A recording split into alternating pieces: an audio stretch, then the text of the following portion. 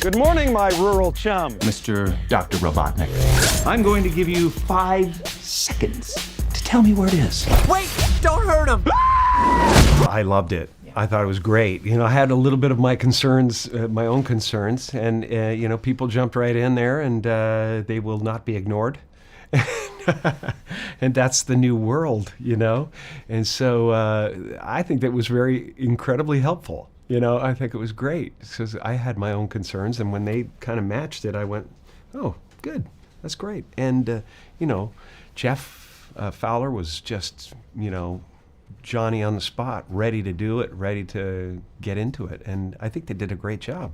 They really did, yeah. He was so Yeah. cute. So we're all in this together, man. I love this guy. This guy looks gorgeous. Also, his face, I had little dots on my face, so all my facial things become his facial things, which is very exciting. I love it. Yeah. Yeah, I love it. Yeah, I grew up playing the video game. Of course, I was 18 or 19 when the game came out, so I didn't really grow up playing it, but I played video games my whole life. It was Atari and television, Nintendo, Mario Brothers, and then Sonic hit the stage, and it was like, I hadn't played a game that fast before with a fast character like that, so I was immersed myself in that. You know, obviously he has a specific look, and when all that happened, we were done filming like 3 months out when the trailer hit, and it was like, to me, it put a massive smile on my face because it reminded me how iconic this character is and how passionate that fan base is. And so it was like, yes, these are people that care, that want this to be right and want to see this movie. And it was like, fantastic. Let's make everybody happy. Whatever this creature is, I'm going to uncover the source of its power.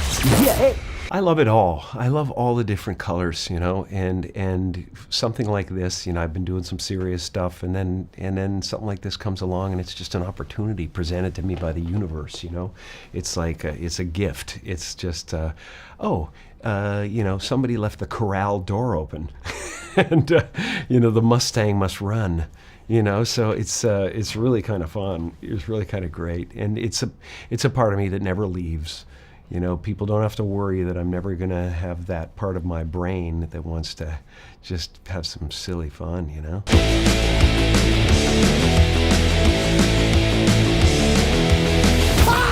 Honestly, I'm so gratified by that kind of stuff. Like, I have people coming up to me going, I just literally was the mask on Halloween, or new filmmakers that have just broken through that are going like, I started because of Dumb and Dumber or whatever.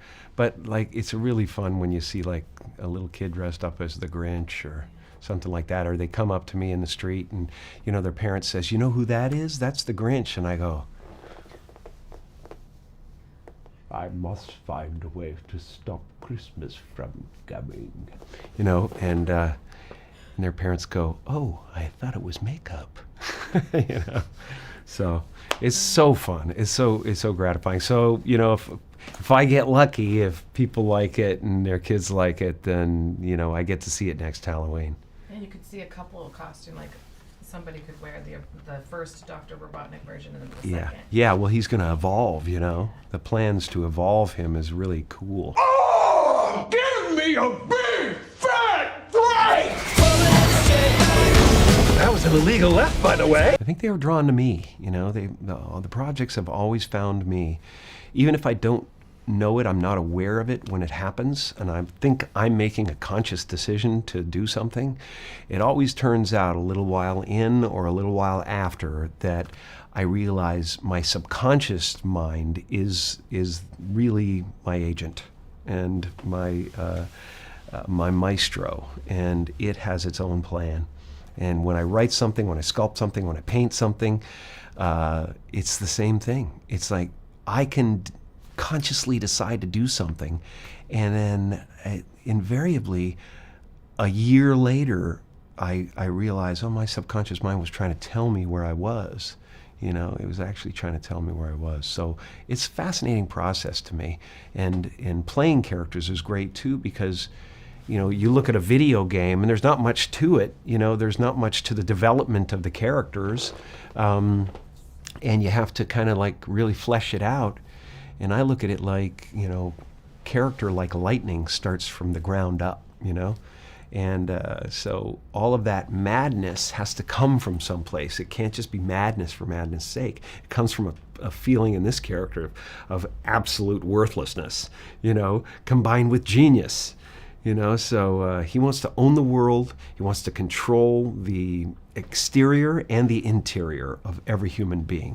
He basically is at war with the world because he was neglected by it, you know? So it's fun to play. Oh my God, stop the car right now! What? The world's largest rubber band ball? We gotta see it! So within the lines itself, we had a great script. We had two incredible writers write an incredible script, which always starts like that. And then Jeff Fowler, the director, who I think did an incredible, do you see the movie? Yeah. He did an incredible job. Yeah. It's his first big feature film, and I thought he did such a good job. When we're in the booth, even beforehand with a table read, if I had punches, if I had pitches, I could say and do whatever I want. Because for me, it doesn't cost them extra money. We're not rolling cameras. I'm in a booth, you know what I mean? So we could do whatever we wanted. So, and I also, just because I really cared about this movie, I would even say, hey, if I had an ADR session, can I come in an hour early, watch whatever we've done in the past, just in case I can think of any new jokes? And he would be like, of course, yeah, you want to make it funnier? Yes. So I came in a couple times, saw the movie myself, just so I can keep punching myself up, which I thought he gave us such a leash to be creative and to be wonderful, and I think it really shows in the film. You're right. It was lame. Gift shop was cool, though. Oh, yeah. Well, there's one crazy thing that I knew wasn't going to go in, but I don't know if you ever played the video game. When you start a Sega Genesis, or for this game in particular, when you start a Genesis, there's a thing that goes, Sega! And I was like, oh, you know what? We should record me doing that. So we had me harmonize with myself in 10 tracks, like when you're going, Sega, Sega, Sega, and do it like that. And I was like, can we put that at the beginning of the movie? He's like, let's do it. And so it never got put in the movie, but I have it on my phone. It's a very silly specific that maybe some of your people that watch this will understand. Let me show you how it's done. So should we get out of here? Yeah, time to go. The way that I approached it is, first of all, I played the games, and I realized how fast that he ran. And I was like, okay, I want to find a way to bring the speed and energy into the performance. And then I read the script, and I was like, you know what this is? Let's strip away that it's a hedgehog. It's a little boy that is really excited to do things and has never been allowed to do things. And all of a sudden, now he's allowed. He's allowed to have a friend. He's allowed to do all these things. If I could find a way to bring the energy of being a little kid and like show, oh my God, we can do this, we can do this. I was like, if I could do that, I think then people will really connect with him a bit more and almost be like, oh, it happens to be a kid that looks like, you know what I mean? And then like the bromance works better, and then the heart works better. So that was the goal. I always want to do this. Nailed it. John Ralphio.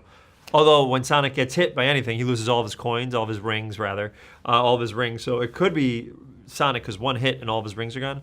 But John Ralphio just doesn't know what he's. I mean, he loses money, not even understanding why or how. I think there's one callback to John Ralphio. I did a couple of Jim Carrey impressions in this. There's a clip where I have a fish on my head, and I go through this thing where it's like, I did this, I did this, I did this, there's a fish on my head! And I tried to do it like, there's a Dumb and Dumber line, this is very nerdy, but where he goes like, da-da-da, da-da-da-da-da, our pets' heads are falling off! And I tried to emulate him, and there's one more that I haven't, the clip hasn't come out yet, because I was like, how funny if I did a little bit of Jim Carrey impersonation, like in just like a sentence or two throughout the movie. So there's one more that is a total emulation of him as well. But for John Ralphio, I think we did one the worst. I think someone calls me the worst, but I don't sing it. All right, get in the truck. Really? You're gonna help me? I guess it is a little bit my fault that all this is happening to you. Yeah, I guess I've been in a few of them. It was Enchanted. I was a little squirrel like running around next to me, and then Hop with Russell Brand doing the voice of that. It's fun. Like, I have 3 kids, and sometimes it's nice to do a great film. That, like, we have this conversation so many times. I get my 18-year-old, my 14-year-old, my 7-year-old, and sit on the couch and go, what movie can we all watch? And it's a tough one. Like, there's not many out there, but like, this is the kind of movie that we can all sit and enjoy, because there's the action and the cute character, a video game character that the kids will love, but then there's the humor that the kids will also get. But the adults, it's sharp enough for the adults. They'll love to see Jim Carrey back in pure form, and this iconic character that they grew up playing on the video game come to life. So, yeah, it was like a no-brainer for me. Yeah, I want to be a part of that world. That doesn't sound good. No, baking is bad. Get rid of it. I'm trying. Throw it out the window. Throw it anywhere. Yeah, it's really just, it takes a commitment to making it feel as real as possible, right? It's like, let's not oversell it that it's, you know, a cartoon, right? Like let's keep the dialogue real, make it feel like it's two buddies who are kind of an odd couple at first. And it can feel very natural. The banter and the back and forth can feel, and knowing that Ben's gonna go in and kind of crush his voiceover performance. And the trickiest part is like when you're looking at him, like there's nothing there, obviously. It's a tripod with a piece of green tape or a blue stuffed animal. So you really have to use your imagination. And but really, on the day, you could be just looking at anything. It's just imagining what the scene's about. And I would always imagine just like a little 12-year-old kid who's just excited to go to Disneyland or excited to see the world, and like you have to like keep him calm, and you know, but you're charmed by him as well. And that was it, and just kind of roll with that. I mean, yeah, there's always moments on set where you're just like, what am I doing? I do this for a living. People pay me to do this. I'm staring into middle distance, nothing, talking to an imaginary friend, and that's my job. Like what? I'm holding a blue beanbag, pretending it's a talking hedgehog. Like, okay, this is why people in Oklahoma, where I grew up, said like, are you sure that's a career? Are you sure you can do that for a living? I don't know. But so I've been very lucky to you know, make a career out of it. But it's fun for me. It takes me back to being a kid. We gotta lay low. Let me show you how it's done. Only that I hope that the show of The Stand comes out before the real Stand happens, which is like scary to think about right now with this crazy coronavirus thing. It's like what Stephen King anticipated. No, we're still in the middle of filming it, so it's awesome and exciting to be a part of something that Stephen King, one of his epic books, and so we want to make those fans happy too. Amazing.